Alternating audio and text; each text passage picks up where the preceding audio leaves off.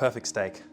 People all have their own ways, but this one's mine. I have a beautiful piece of Wagyu Scotch fillet here, delectable, bought from my local butchers.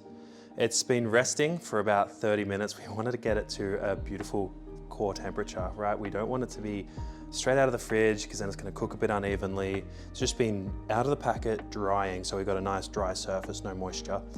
So what I'm going to do is I'm just going to hit it with a little bit of salt. You can use any salt, just a bit of fine salt. Rub it in the top there. Flipper, a bit more salt. It's going to help draw the moisture out while we're cooking it. I'll be cooking in a stainless steel pan over an induction top. Now I'm going to go for a very high heat and I want it to sear the steak. All right, so we'll get this stainless steel heating up.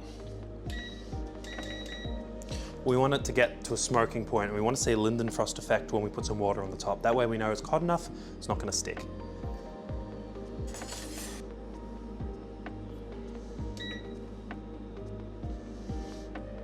Don't rush this process. We want the pan to get quite hot. When you feel like it's warm enough, just grab a little bit of water on your fingertips, just throw it onto the pan. We can see this is almost ready as it's beating up a little bit.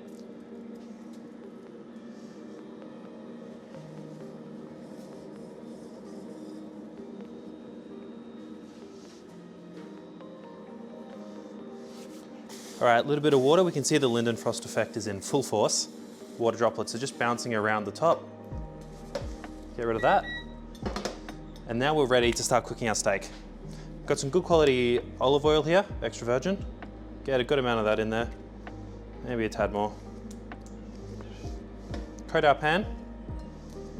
And then we're gonna lay this steak in. Lay it away from us so we don't burn ourselves.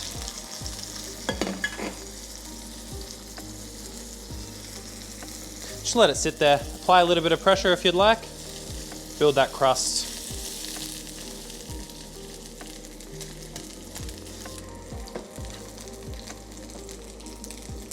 When it's ready to be turned, the piece of steak will naturally de-stick from the pan. So we'll know that it'll be ready when that happens.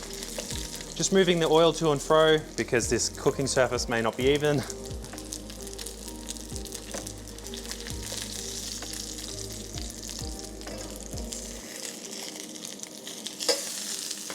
Almost there. Just gonna apply a little bit more pressure to this side where I see it needs searing.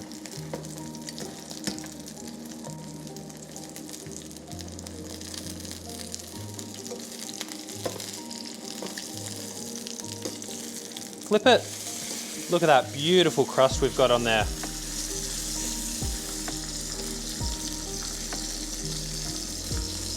Of course, cooking times are going to vary depending on what cut of steak you have and the size. We've got a piece of Wagyu here, so we really want to have it rare. Don't want to cook it much more than that because it's going to be naturally tender due to those fat lines running through it.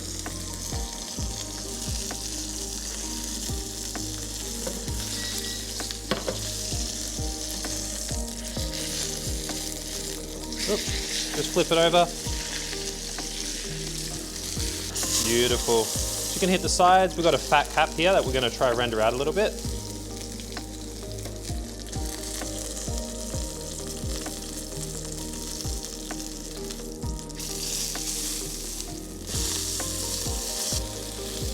Now we can see on this steak here that this side's a little bit thinner than this one here. So this is obviously going to cook quicker.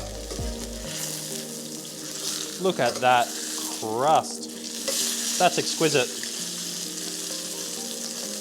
We can see the amount of fat we've accumulated in this pan from the Wagyu. That's liquid gold. Baste it a little bit in its own juices.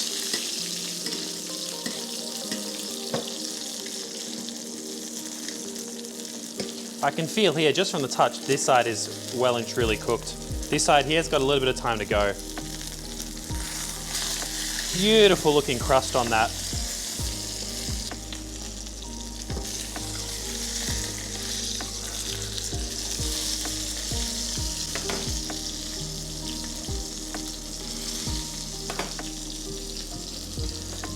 I believe this is just about ready, so I'm going to pull it and let it rest.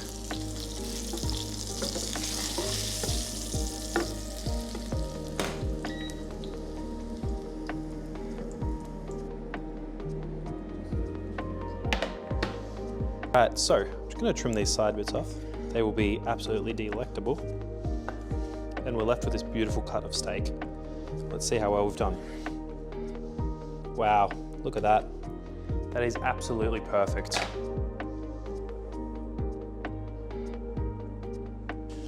All right, we can slice this up now.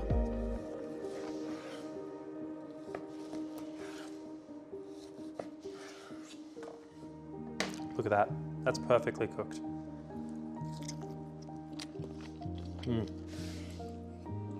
That's a little bit more cooked.